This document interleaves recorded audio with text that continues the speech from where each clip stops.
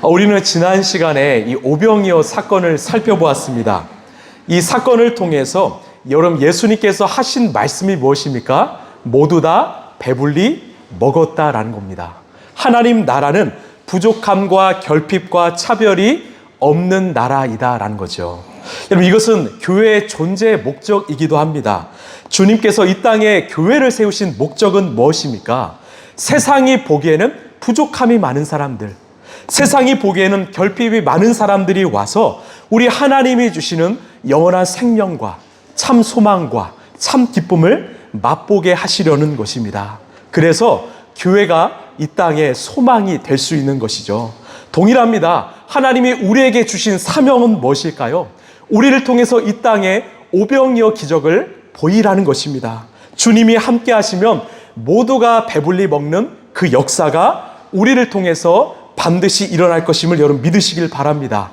우리가 그 일을 감당하는 그런 성도, 그런 교회가 되었으면 좋겠습니다. 자, 오늘 우리가 주목할 것은 이 엄청난 사건을 벌이신 후에 예수님이 하신 행동입니다. 때로는 우리의 삶에 행복한 일, 또 놀라운 일이 일어납니다. 그런데 중요한 것은 그 일이 일어난 그 다음입니다. 자, 예수님께서 오병이어 기적을 경험한 제자들에게 무엇을 요구하셨는가? 우리 45절 함께 읽겠습니다. 시작. 예수께서는 곧 벳세다로 가게 하시고 그 동안에 무리를 헤쳐 보내셨다. 아멘. 예수님의 행동이 좀 이상합니다. 두 가지예요. 재촉해서 제자들을 배에 태워 벳세다로 보내셨습니다. 그리고 모인 무리들을요 강제적으로 해산시키셨습니다. 질문 하나 할까요? 여러분 왜 예수님께서 재촉해서 제자들을 벳세다로 보내셨을까요? 왜 이렇게 서두르셨을까요? 사실 지금은 헤어질 타이밍이 아닙니다. 오히려 더 함께해야 될 타이밍입니다. 여러분 성공적인 사역을 마친 후에는 오래 함께 머물면 좋습니다. 왜냐? 그 자리에 있는 사람들에게 예수님은 누구신가? 예수님이 얼마나 대단한 분이신가? 이 어필할 수 있는 기회이기 때문이죠. 사람들은 그 예수님을 더 많이 따를 것입니다. 아마 제자들도 기대했을 것입니다. 그런데 갑자기 예수님은 제자들과 사람들을 강제로 해산시키셨습니다. 이것은 바로 예수님의 분명한 의도하심입니다. 여러분 인생에 진리가 있지요. 바로 실패보다 성공이 훨씬 더 위험하다라는 겁니다. 특별히 큰 성공을 하고 난 뒤에는 반드시 위기가 찾아온다라는 것입니다. 지금 제자들을 포함한 사람들은요, 이 놀라운 기적을 보면서 열광했습니다. 모든 관심이 예수님께 쏠렸어요. 야, 저분이 바로 우리의 메시아가 될 수 있겠구나. 저분의 놀라운 힘으로 로마 제국을 완전히 짓밟고 우리의 왕국을 세울 수 있겠구나. 예수님의 의도와는 다른 그 사람들의 마음을 읽으신 것이죠. 우리 요한복음 6장 15절 함께 읽겠습니다. 시작. 예수께서는 사람들이 와서 억지로 자기를 모셔다가 왕으로 삼으려고 한다는 것을 아시고 혼자서 다시 산으로 물러가셨다. 아멘. 예수님은 그 사람들의 마음을 읽으셨어요. 그래서 흩으신 것입니다. 여러분 혹시 이 군중심리라는 말을 들어보셨습니까? 이 군중심리라는 것은요 바로 집단적 동조 현상입니다. 이 군중심리의 위험성은 군중 속에서 개인은요 익명성을 느끼고 감정적으로 동요하며 집단 압력에 휩쓸려서, 이게 중요합니다, 평소와는 다른 행동을 할 수 있습니다. 그래서요 역사적으로 비극적인 사건 이면에는 반드시 왜곡된 군중 심리가 있었습니다. 나치의 히틀러와 같이 악한 지도자들이 연약한 사람들의 마음을 이용해서 자기 권력을 남용했던 것이죠. 그래서 이 평범했던 사람들이요, 이 홀로코스트라는 그 유대 사람들을 600만 명이나 살육하는 무자비한 일을 벌이고 만 것입니다. 2차 세계대전이 끝나고 법정 앞에 선 이 아돌프 아이만, 즉 홀로코스트를 자행했고 만들었던 사람에게 내렸던 죄명이 뭔지 아십니까? 너는 많은 사람들을 지은 죄를 지었다. 이게 아니라 당신의 죄는 사유하지 않은 죄다. 생각하지 않은 죄다. 당신이 조금만 생각했더라면, 조금만 사유했더라면 이 악한 명령을 따르지 않았을 것이다. 생각하지 않은 죄라는 거죠. 이 왜곡된 군중 심리는요, 깊이 생각하지 않기 때문에 일어난 일입니다. 여러분, 우리도 마찬가지예요. 우리 잘 생각했으면 좋겠어요. 무엇보다 우리 예수님의 뜻과 의도를 잘 생각했으면 좋겠습니다. 그렇지 않으면 우리의 순수한 의도로 말하고 행동하지만 그것이 상대에게는 큰 아픔과 상처가 될 수 있기 때문입니다. 때로는 우리 그리스도인들이요, 이 세상을 바꿔야 된다는 사명을 가지고 자신의 힘과 능력으로 세상을 변화시키려 할 때가 있습니다. 안 됩니다. 여러분 기억하십시오. 사람을 변화시키는 일은 우리의 일이 아니라 우리가 할 일은 사람을 사랑하는 일입니다. 우리 힘으로 사람과 세상을 변화시키는 것이 아니라 우리에게 부여하신 예수님의 이 책임은요, 의무는요, 바로 사람을 사랑하는 일입니다. 무슨 말이에요? 사람은 힘과 권력으로 변화되는 것이 아니라 온전한 사랑으로 변화된다는 것입니다. 여러분 아멘이십니까? 여러분, 사랑하는 내 남편, 내 아내, 내 자녀가 변화되길 원하십니까? 그러면 진심으로 사랑하시길 바랍니다. 변화시키려 하지 마시고 진심으로 사랑하시길 바랍니다. 그 사랑으로 사람은 변화되기 때문이죠. 우리 라이프처치의 관심은요, 온전한 사랑이길 간절히 소망합니다. 우리 예수님이요, 당신의 힘과 능력으로 이 세상을 바꾸시기 위해 이 땅에 오신 것이 아니라 십자가의 온전한 사랑으로 세상을 바꾸시기에 오셨다라는 거죠. 지금 예수님은 사람들과 제자들의 잘못된 마음을 아시고 재촉해서 제자들은 벳세다로 또 사람들을 흩어버리신 것입니다. 자, 우리 예수님 그 다음 어떤 행동을 하셨는가? 이게 참 중요합니다. 우리 46절입니다. 시작. 그들과 헤어지신 뒤에 예수께서는 기도하시려고 올라가셨다. 아멘. 예수님 홀로 기도하시려고 산에 올라가셨습니다. 예수님은 사람들처럼 흥분하지 않으셨어요. 홀로 기도하시려고 산에 올라가셨습니다. 여러분, 우리 사람들은요, 성공을 경험하면 그 상황을 오래 누리려고 합니다. 오래 만끽하려고 합니다. 좋습니다. 그러나 그때가 바로 기도할 때입니다. 저는 이런 상황을 종종 목격합니다. 어려울 땐 기도합니다. 힘들 땐 눈물로 기도하지요. 그런데 상황이 좋아지면 기도 잘 안 합니다. 안 됩니다. 상황이 좋아졌다면 더 많이 기도해야 합니다. 왜? 그때 사람은요, 하나님이 아니라 나 자신을 의지하기 쉬울 때이기 때문입니다. 교만해지기 쉬울 때입니다. 자신을 의존하려는 유혹과 시험이 더 많이 찾아오기 때문이죠. 그래서 성숙한 그리스도인은요, 이 건물이 무너지고 나서 보수하는 신앙이 아니라 무너지기 전에 미리 예방하고 보강하는 신앙입니다. 이 예방이 바로 기도입니다. 여러분, 예수님께서 겟세마네 동산에서 제자들에게 뭐라고 반복해서 부탁하셨을까요? 우리 누가복음 22장입니다. 시작. 예수께서 제자들에게 말씀하시기를 시험에 빠지지 않도록 기도하여라. 아멘. 그 짧은 시간에 2번 반복하셨습니다. 시험에 빠진 후에 기도해라가 아니라 시험에 빠지지 않도록 기도해라. 여러분, 기도는요, 우리가 미리 해야 합니다. 꾸준히 해야 합니다. 내가 성공할 때, 내가 기쁠 때, 감사할 때 더 많이 해야 합니다. 여기에 청년들이 있죠. 우리 수련회 다녀와서 참 좋았죠. 이제는 기도해야 될 때입니다. 우리 성도님들, 좋은 일이 있었습니까? 좋은 성과가 있었습니까? 그때가 바로 더 기도해야 될 때입니다. 왜? 그때 가장 무너지기 쉽기 때문이죠. 그래서 우리는 평소에 이 기도의 습관을 잘 형성했으면 좋겠습니다. 여러분, 기도에는요, 반드시 습관이 필요합니다.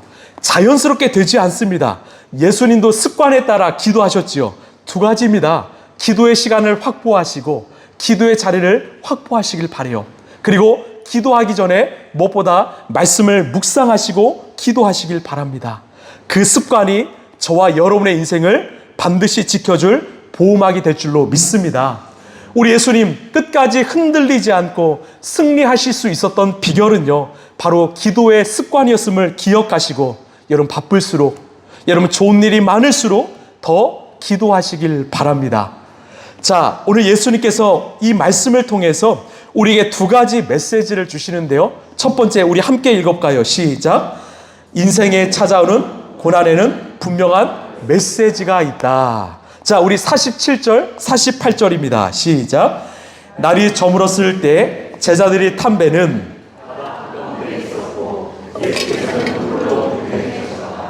그런데 예수께서는 그들이 노를 젓느라고 몹시 애쓰는 것을 보셨다. 바람이 거슬러서 불어왔기 때문이다. 이른 새벽에 예수께서 바다 위를 걸어서 그들에게로 가시다가 그들을 지나쳐 가려고 하셨다. 아멘. 지금 예수님이 재촉해서 보낸 제자들의 배가 이 갈릴리 호수 바다 한가운데 있었습니다. 갑자기 강한 바람이 불어왔어요. 48절에 뭐라고 합니까? 예수께서는 그들이 노를 젓느라고 몹시 애쓰시는 것을 뭐 하셨습니까? 보셨다라고 말합니다. 예수님 보고 계셨습니다. 여러분, 우리 인생에 고난이 찾아올 때가 있습니다. 그때 우리는 주님께서 내 상황을 잘 모르신다고 생각할 때가 있습니다. 아닙니다. 주님은 알고 계십니다. 주님 보고 계십니다. 그런데 오늘 예수님이 조금 특별한 행동을 하시는데요. 예수님이 바다 위를 걸어서 고난을 겪고 있는 제자들에게 가시다가 그냥 그들을 지나치셨다라고 말합니다. 아니, 예수님이 보셨다면 도와주셔야죠. 왜 그냥 지나치셨을까요? 이게 오늘 말씀의 핵심 중 하나입니다. 이것은 분명한 주님의 메시지입니다. 여러분, 이 상황은요, 좀 전에 일어났던 그 오병이어 사건과 연관이 있습니다.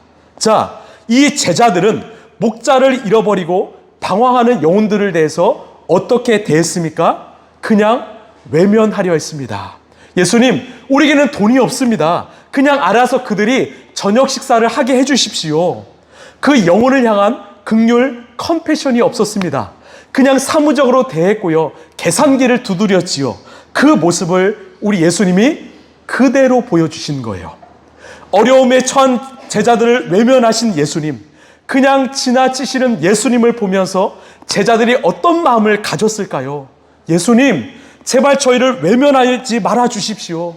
저희를 살려 주십시오. 저희를 불쌍히 여겨 주십시오. 여러분, 우리는 어떠합니까? 때론 우리가 타인의 아픔과 슬픔에 대해서는 잘 공감하지 않을 때가 있습니다. 그런데 나의 슬픔과 아픔에 대해서는 정말 세상이 무너진 것처럼 굉장히 힘들어합니다. 여러분, 우리 그리스도인은요, 바로 공감하는 사람이지요. 예수님의 긍휼과 컴패션을 가진 사람들이죠. 그래서 우리 예수님께서는 이 제자들에게 고난을 통해서 정확하게 가르쳐 주시는 거예요. 봐라, 너희들 어떠하냐? 목자 없이 살아가는 삶이 얼마나 큰 고통인지 알겠느냐? 너희들이 내가 필요하듯이 저 사람들도 내가 필요하다. 제발 나의 긍휼, 나의 컴패션을 가져라. 그 고난을 통해서 주님께서 가르쳐 주시는 것입니다. 여러분, 우리 그리스도인은요, 예수님이 보여주신 그 십자가의 정신을 살아내는 사람입니다. 우리가 교회만 다닌다고 해서 우리는 그리스도인이 될 수 없습니다.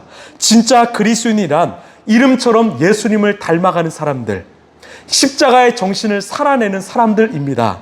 그래서 이 그리스도인이라는 정체성이 우리 교회의 두 번째 비전이죠. 아이덴티티. 우리는 그리스도인입니다. 그렇다면 이 십자가의 정신은 무엇일까요? 수직적으로는 하나님을 사랑하고 수평으로는 이웃을 사랑하는 것. 우리 이 말씀을 참 잘 알고 있죠. 하나님을 사랑하고 이웃을 사랑하라. 그런데 우리는 하나님을 사랑하지만 그 하나님을 사랑한 것만큼 이웃을 사랑하지 않을 때가 많습니다. 내 감정, 내 신앙, 내 삶이 더 중요하지 이웃을 향한 마음과 사랑, 관심을 외면할 때가 많지요. 안 됩니다. 여러분, 왜 한국교회가 비난을 받고 있을까요? 이 땅에 복음이 들어와서 우리 믿음의 선배들이 보여주신 그 예수님의 사랑이요, 그 예수님의 긍휼이요, 그 예수님의 컴패션을 우리가 잃어버렸기 때문입니다. 하나님을 사랑한다고 하지만 이웃을 향한 사랑을 우리는 잃어버렸기 때문이죠. 여러분, 기억하십시오. 긍휼함은요, 불쌍히 여기는 마음으로 끝나면 안 됩니다. 불쌍히 여겨서 그 사람 삶의 속으로 들어가는 행동까지 이어져야 합니다. 그때 오병이어 기적이 일어나는 것입니다. 이 유진 피터슨이 쓴 비유로 말하라라는 책에서 그가 이런 말을 했습니다. 잘 들어보십시오. 사랑이라는 이 단어는 명사로 자주 사용되지만 성경에서 그 단어는 무엇보다도 살아서 움직이는 동사입니다. 따라합시다. 사랑은 명사가 아니라 동사입니다. 여러분, 성경에서 말하는 사랑은요, 살아 움직이는 동사입니다. 우리가 잘 아는 이 선한 사마리아인 비유에서 예수님이 뭐라고 하십니까? 한 율법교사가 예수님을 찾아와서, 예수님, 제가 어떻게 하면 영생을 얻을 수 있을까요? 예수님께서 질문하셨어요. 야, 율법에는 뭐라고 써 있느냐? 하나님을 사랑하고 이웃을 내 몸과 같이 사랑하라고 써 있습니다. 그럼 예수님 뭐라고 하셨을까요? 누가복음 10장을 보면 너 대답이 옳도다. 무슨 말입니까? 너 잘 알고 있어. 그 다음이요, 그대로 행하여라. 그리하면 살리라. 그리하면 살 것이다. 그 사랑을 동사로 살아내라는 것입니다. 네가 알고 있다면 그것을 삶으로 살아내라는 거죠. 또 예수님이 뭐라 하십니까? 누가 강도를 만난 사람의 이웃이 될 수 있느냐? 예, 자비를 베푼 사마리아 사람입니다. 우리 누가복음 10장 37절입니다. 시작. 예수께서 그에게 말씀하셨다. 가서 너도 이와 같이 하여라. 아멘. 예수님이요, 율법 교사에게 질문하신 의도가 무엇일까요? 너 그 정답 잘 알고 있어. 그러면 그 정답을 그대로 행동해야지. 왜요? 사랑은 명사가 아니라 동사이기 때문입니다. 제가 다른 교회에서 이 교사교육 강의를 할 때마다 이 어른들에게 꼭 하는 말이 있습니다. 우리 청소년, 청년들에게 사랑한다는 말 100마디보다 이 치킨 한 마리의 은혜가 있습니다. 되게 좋아해요. 치킨을 먹으면 그 자리에서 예수님 믿습니다. 치킨 먹으면 영접도 합니다. 막 그럼 엄청 웃으세요. 근데 제가 웃자고 한 이야기지만 그 말에는 의미가 있지요. 내가 상대를 진심으로 사랑한다면 내 시간, 내 물질 아깝지 않습니다. 그 상대를 위해서 나는 시간을 내어주고요, 내 물질을 흘려보낼 수 있는 마음이 됩니다. 여러분 기억하십시오. 사랑은 명사가 아니라 동사입니다. 사랑을 표현하고 행동할 때 그 사랑에 능력이 있다라는 것을 여러분 기억하시길 바랍니다. 오늘 주님께서 이 고난을 통해서 당신의 제자들에게 가르쳐 주신 것이 무엇입니까? 진짜 사랑이 무엇이냐? 너희들이 회복해야 될 긍휼, 이 컴패션이 무엇인가? 이것을 가르쳐 주신 것입니다. 여러분 기억하십시오. 고난에는 분명한 우리 주님의 메시지가 있습니다. 그 메시지를 잘 경청하시고 그 메시지대로 살아가는 우리 라이프처치 성도들 되시길 간절히 소망합니다. 자, 또 다른 메시지는 무엇인가? 둘째인데요. 함께 읽겠습니다. 시작. 고난을 통해서 하나님을 온전히 의지하게 된다. 자, 우리 51절입니다. 시작. 그를 보고 모두 놀랐기 때문이다. 그러나 예수께서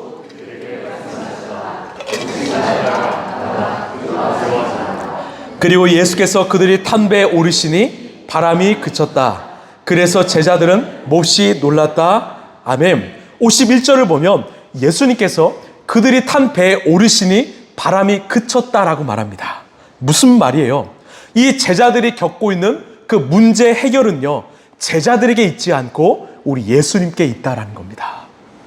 우리의 삶 가운데 찾아오는 이 고난의 문제요, 우리에게 답이 없습니다. 우리 예수님께 있다라는 거죠. 저는요, 우리 모든 그리스도인들의 모습을 곰곰이 생각해 보면 우리는 이 무신론자는 아닌데 마치 이신론적 세계관을 가지고 살아가는 그 모습을 저는 종종 보곤 합니다. 자, 이신론적 세계관이 무엇이냐? 세상을 창조한 신의 존재는 인정하지만 그 신이 세상에 개입하지 않고 자연 법칙에 따라 운행되도록 내버려 두었다고 보는 관점이다. 이신론적 세계관은요, 이 계몽주의 시대에 이 이성을 강조하면서 이 발현된 등장한 세계관입니다. 무슨 말일까요? 내가 하나님의 존재도 알아요. 하나님이 세상을 창조하셨다, 나는 알고 있습니다. 그러나 내 힘으로 살아야 됩니다. 내 능력으로 살아야 됩니다. 왜? 하나님이 내 삶에 전혀 개입하지 않고 있다고 믿기 때문이죠. 이게 이신론적 그리스도인입니다. 하나님을 믿는다고 하지만 하나님을 의지하지 않습니다. 하나님을 찾지 않습니다. 하나님께 기도하지 않습니다. 왜? 내 힘으로 살아가야 하기 때문이죠. 여러분, 우리는 어떠합니까? 우리가 하나님을 진정으로 믿는다고 하지만 혹시 우리도 그 하나님을 찾지 않고 하나님께 기도하지 않는, 하나님을 의지하지 않는 그 이신론적 그리스도인의 모습이 우리 안엔 있지 않습니까? 그런 사람은요, 예배 따로 이 삶 따로입니다. 믿음과 삶이 일치하지 않지요. 주일에는 거룩한 모습을 표현하지만 일상에는 전혀 거룩하지 않습니다. 지금 한국교회 성도들을 보면 마치 이신론적 그리스도인들이 많다라는 것을 저는 복원합니다. 왜 그럴까요? 우리 하나님을 내가 온전히 잘 믿지 않기 때문입니다. 머리로는 알아요. 우리 하나님 위대하시다. 우리 하나님 선하시다. 전지전능하시다. 무소부재하시다. 그런데 삶으로는 전혀 믿지 않는 것입니다. 그 하나님이 전지전능하신데 하나님을 의지하지 않습니다. 하나님은 선하신데 하나님을 늘 의심합니다. 하나님은 무소부재하신데 쉽게 마음과 행동으로 죄를 짓습니다. 오병이어 사건 때 제자들이 그랬습니다. 만약에요, 제자들이 예수님을 온전히 믿었다면 예수님께서 사람들에게 먹을 것을 주라고 했을 때 뭐라고 고백했을까요? 예수님, 이 사람들을 먹이려면 200데나리온이 필요합니다. 이것이 아니라 예수님, 우리에게는 이 사람들을 먹일 능력 없습니다. 예수님이 도와주십시오. 당신이 일하여 주십시오. 이렇게 요청했을 것입니다. 그런데 그 예수님을 눈앞에 두고 자신들이 일하려 했던 것이죠. 그래서 예수님께서는 당신을 의지하는 법을 가르쳐 주기 위해서 이 큰 바람을 보내신 것입니다.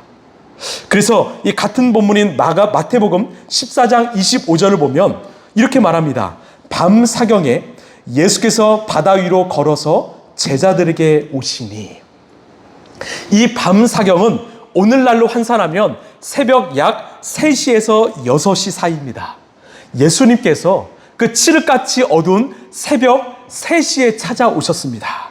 자, 제자들이 처음 배를 탔을 때가 날이 어두웠을 때라고 하면 약 8시 정도 될 것입니다. 그러니 제자들은 최소 7시간에서 9시간 동안 이 거친 바람과 지금 씨름하고 있던 것입니다. 우리 한번 이 장면을 상상해 볼까요? 여러분, 제자들의 대부분의 직업이 무엇입니까? 어부입니다. 다행이죠. 이들은 파도와 바람에 잔뼈가 굵은 사람들이에요. 베테랑들입니다. 처음에 파도가 치고 바람이 일 때는 크게 놀라지 않았을 것입니다. 왜? 언제든지 만났던 경험이기 때문이죠. 그런데 1시간이 지나고 2시간이 지나고 4시간, 5시간, 6시간이 지나도 상황이 나아지지 않습니다. 자신들이 알고 있던 모든 노하우를 총동원했지만 나아지지 않습니다. 이제는 포기할 수밖에 없는 상태. 이제 우리 죽겠구나. 이러면 우리 끝나겠구나. 자포자기하고 있던 그 순간이 바로 예수님이 찾아오신 밤 사경이라는 것입니다. 무슨 말이에요? 물리적인 밤 사경은 밤 삼경 그 다음이지요. 그러나 영적인 밤 사경은요, 내가 할 수 있는 모든 것을 다했지만 아무런 소용이 없고 방법이 없어서 두 손 두 발 드는 그 순간이 바로 영적인 밤 사경입니다. 예수님께서는 물가에서 이 상황을 다 보고 계셨습니다. 그리고 기다리고 계셨어요. 언제를요? 제자들이 자신의 힘과 노력으로 해결해 보려 했지만 도저히 할 수 없는 그 시간을 기다리고 계셨습니다. 그 인생의 영적인 밤 사경이 찾아왔을 때 이제는 우리는 아무것도 할 수 없구나 고백하는 그 순간에 예수님은 제자들을 찾아가셨고 거친 바람이 잠잠해진 것입니다. 여러분, 제자들이 오늘 이 고난을 통해서 무엇을 깨달았을까요? 우리 힘으로는 이 문제를 해결할 방법이 없구나.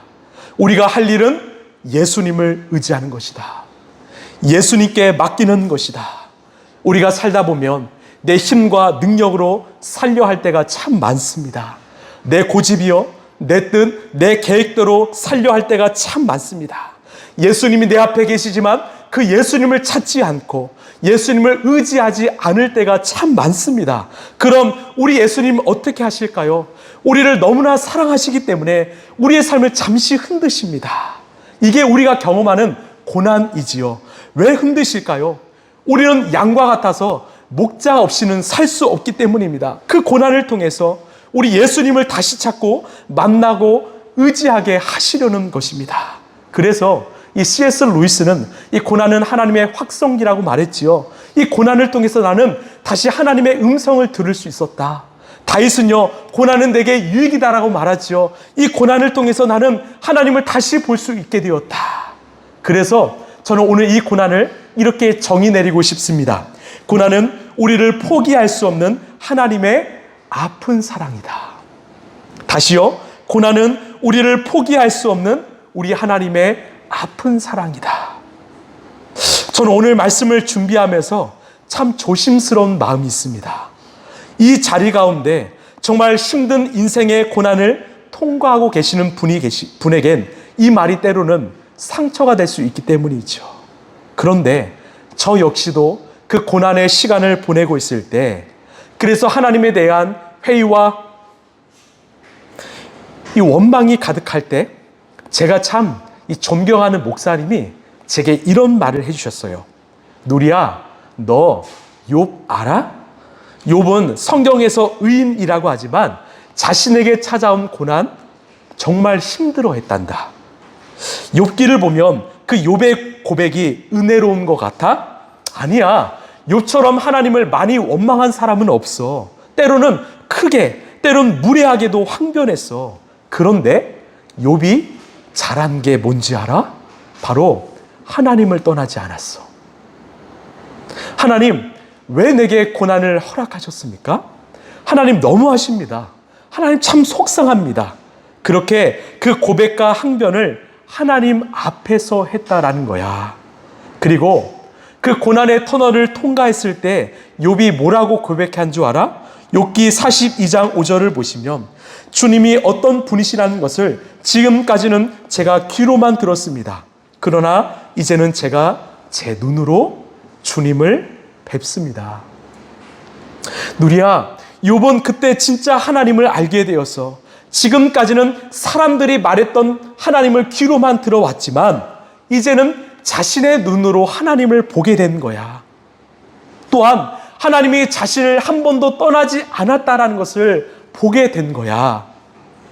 여러분, 우리는 어떠합니까? 우리의 인생이 홀로 외로이 걷는 길이라고 생각하십니까? 나만 겪는 고난이라고 생각하십니까? 하나님은 저 멀리서 정말 방관하고 계신다고 생각하십니까? 아닙니다. 우리 하나님이요, 지금도 오늘도 여전히 우리와 함께 하십니다. 여러분 믿으십니까? 결국 우리는 하나님의 아픈 사랑인 고난을 통해서 하나님을 알고 하나님을 만나고 하나님을 의지할 수 있게 되는 것입니다. 우리 마지막으로 시편 23편 우리 4절 함께 읽어볼까요? 시작. 내가 비록 죽음의 그늘 골짜기로 다닐지라도 주님께서 나와 함께 계시고 주님의 막대기와 지팡이로 나를 보살펴 주시니 내게는 두려움이 없습니다. 아멘. 제가 참 좋아하고 자주 묵상했던 말씀이에요. 설교를 준비하는데 이 말씀을 제게 주시더라고요. 여러분, 시편 23편은요, 지금 양무리가 목자를 떠나서 방황하다가 이 죽음의 골짜기로 들어간 것이 아닙니다. 목자가 그 양들을 그 죽음의 골짜기로 인도한 거예요. 여러분, 왜 목자가 이 양무리를 그 죽음이 가득한 골짜기로 인도했을까요? 양들을 힘들게 하려고? 양들을 죽이려고? 아닙니다. 양들을 살리려고 간 것입니다. 양의 시력은요 1m가 채 되지 않습니다. 골짜기로 홀로 가는 순간 죽습니다. 위험합니다. 그럼에도 불구하고 목자가 그 양들을 데리고 골짜기로 간 이유는 그 죽음이 가득한 골짜기를 통과해야 양이 살 수 있는 쉴만한 물가와 푸른 초장이 나오기 때문입니다. 결국 목자는 양을 살리기 위해서 죽음의 골짜기를 지나쳐야 하는 것입니다. 여러분, 우리 인생도 마찬가지예요. 때론 왜 하나님께서 내 인생을 이렇게 어두운 골짜기로 끌고 가시는가? 왜 내 삶 가운데 이런 거친 바람을 불게 하시는가? 그 이유는요, 바로 저와 여러분을 살리기 위한 하나님의 신실한 사랑임을 여러분 믿으시길 바랍니다. 말씀을 마무리합니다. 오늘 예수님께서는 제자들에게 고난을 겪게 하셨습니다. 그 이유가 무엇이었습니까? 첫 번째는 그 고난을 통해서 정말 중요한 예수님의 마음, 컴패션을 가르쳐 주시기 위함이었습니다. 또 두 번째는요, 정말 중요한 그 하나님을 알고 하나님을 온전히 믿게 하시려고, 그 인생을 온전히 주님께 맡기게 하시려고 고난을 허용하신 것입니다. 우리의 삶을 흔드신 것입니다. 그 고난은 우리 주님의 아픈 사랑이었습니다. 여러분, 우리에게 중요한 것은요, 우리가 지금 이 안정적인 평지에 있는가, 아니면 불안정한 풍랑 속에 있는가, 이거 아닙니다. 이것은 신앙의 본질이 아니에요. 지금 내가 평지에 있든지 풍랑 가운데 있든지 지금 주님이 나와 함께 하시는가? 주님이 나와 함께 하시는가? 주님이 내 인생의 주인 되시는가? 여러분, 이게 중요합니다. 이게 신앙의 본질입니다. 우리의 자리가 중요한 것이 아니라 우리 예수님이 나와 함께 하시는가? 이게 중요합니다. 우리 예수님이 나의 목자이시라면 내가 아무리 큰 풍랑 가운데 있을지라도 우리 인생은요, 바람이 그치는 무풍지대가 될 것입니다. 여러분, 고난은 우리 주님의 아픈 사랑입니다. 우리를 찾으시고 우리를 오늘 또 부르시는 그 주님의 사랑의 메아리입니다. 다시 예수님께 돌아오시고 다시 주님께 우리의 삶을 온전히 맡겨드리는 정말 복된 우리 그리스도인 되시길 예수님의 이름으로 간절히 축원합니다.